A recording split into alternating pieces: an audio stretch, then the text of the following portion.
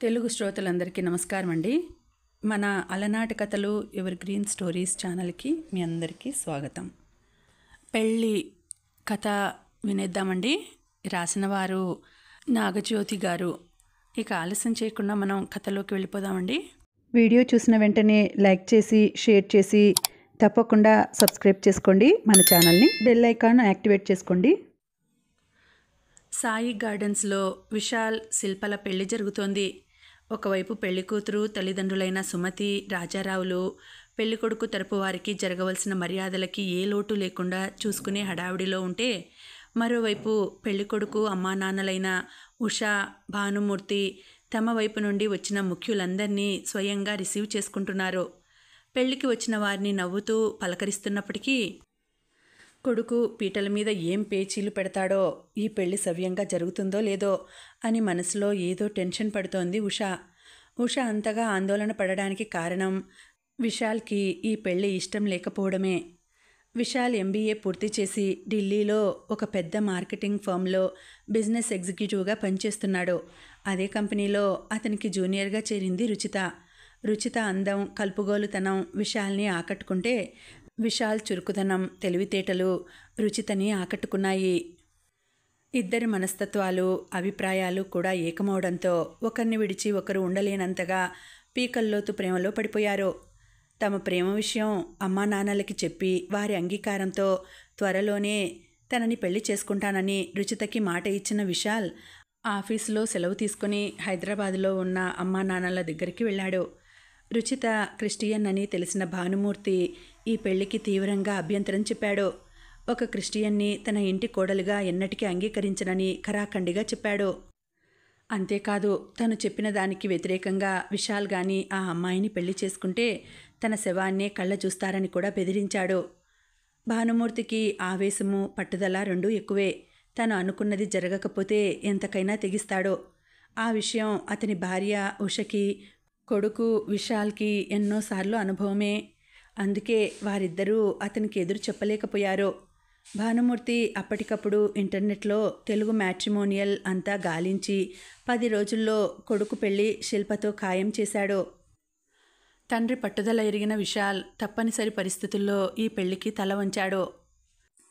పెద్దగా బాజాలు మోగుతుంటే ఉలిక్కిపడ్డ ఉష ఆలోచనల నుంచి బయటపడింది. పెళ్లి కూతురు తలపై పెళ్లి కొడుకు జీలకర్ర బెల్లం పెట్టడం, ఆ తర్వాత మెళ్ళో తాళి కట్టడం చూసిన తర్వాత కానీ ఆమె మనస్సు స్థిమితపడలేదు. పెళ్లి జరిగిపోయినా కూడా కొడుకు కోడలితో ముభావంగా అంటి ముట్టనట్టుగానే ఉండడం గమనించిన ఉష భార్యాభర్తలిద్దరూ ఏకాంతంగా గడిపితే అన్నీ సర్దుకుంటాయనే ఆశతో భర్తకి చెప్పి ఊటీ, కొడైకెనాల్కి టికెట్స్ బుక్ చేయించి వారిద్దరినీ హనీమూన్కి పంపించింది. కానీ ఆమె ఆశ అడియాసేనని హనీమూన్ నుంచి ఎడమొహం పెడమొహం పెట్టుకొని తిరిగి వచ్చిన జంటను చూసి అర్థం చేసుకుంది. సెలవు అయిపోవడంతో ఢిల్లీకి వెళ్ళిపోయాడు విశాల్. లంచ్ టైంలో రుచితతో కలిసి క్యాంటీన్లో లంచ్ చేస్తుండగా జరిగిందంతా చెప్పాడు విశాల్. రుచి, మా నాన్న కోసం నేను ఈ పెళ్లి చేసుకున్నానే కానీ శిల్పని నేను తాకను కూడా తాకలేదు. నేను అసలు తనని భార్యగానే చూడలేదు. నన్ను నమ్ము. నేను మనసా వాచా ప్రేమించింది నిన్నే రుచి. ఈ విషయం త్వరలోనే శిల్పకి చెప్పి తన నుంచి విడాకులు తీసుకుంటాను. ఆ తర్వాత మనిద్దరం పెళ్లి చేసుకుందాం. తమ పెళ్లికి అమ్మా నాన్నల్ని ఒప్పించిన శుభవార్తతో విశాల్ వస్తాడని ఎదురుచూసిన రుచిత హతాశురాలైంది.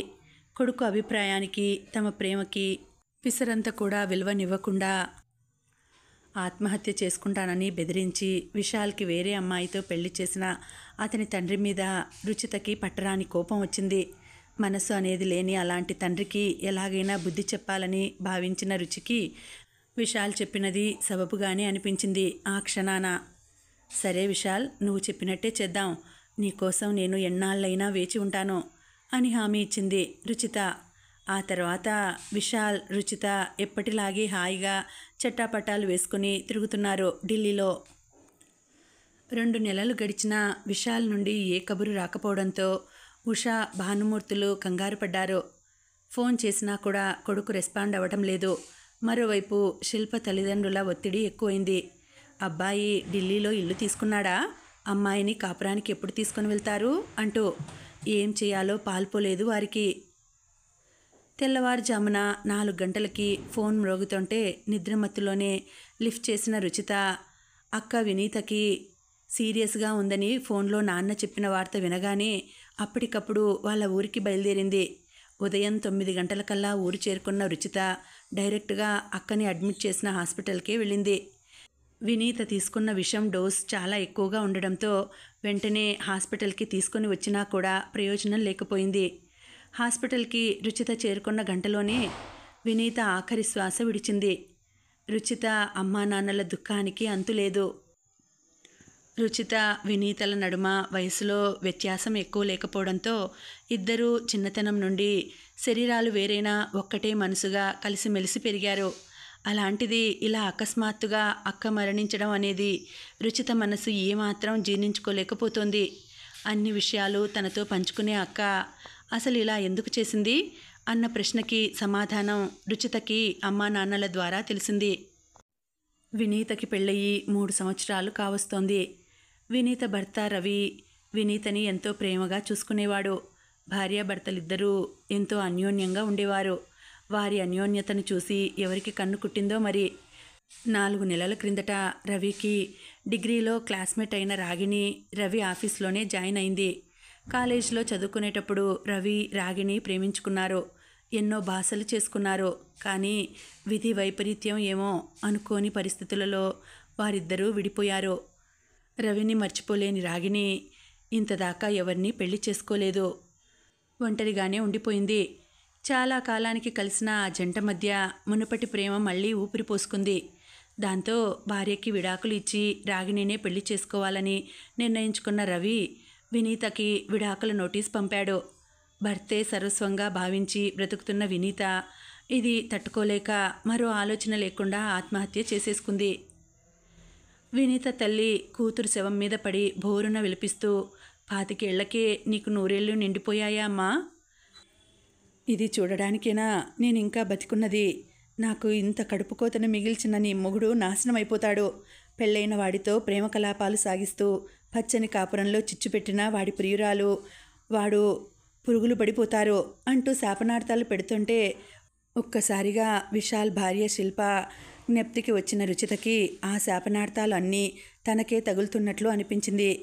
తను విశాల్ కలిసి ఎంతటి పొరపాటు చేయబోయామో తలుచుకుంటేనే ఆమెకు ఒళ్ళు గగురుపాటు చెందింది. ఢిల్లీ వచ్చి ఆఫీస్లో తిరిగి జాయిన్ అయిన రుచిత విశాల్తో తన అక్క మరణం అందుకు దారితీసిన పరిస్థితులు వివరించింది. విశాల్, అక్కకి జరిగిన అన్యాయం కళ్ళారా చూసిన తర్వాత కానీ నాకు అర్థం కాలేదు. మనిద్దరం కలిసి ఎంతటి తప్పుడు పని చేయబోయామనేది.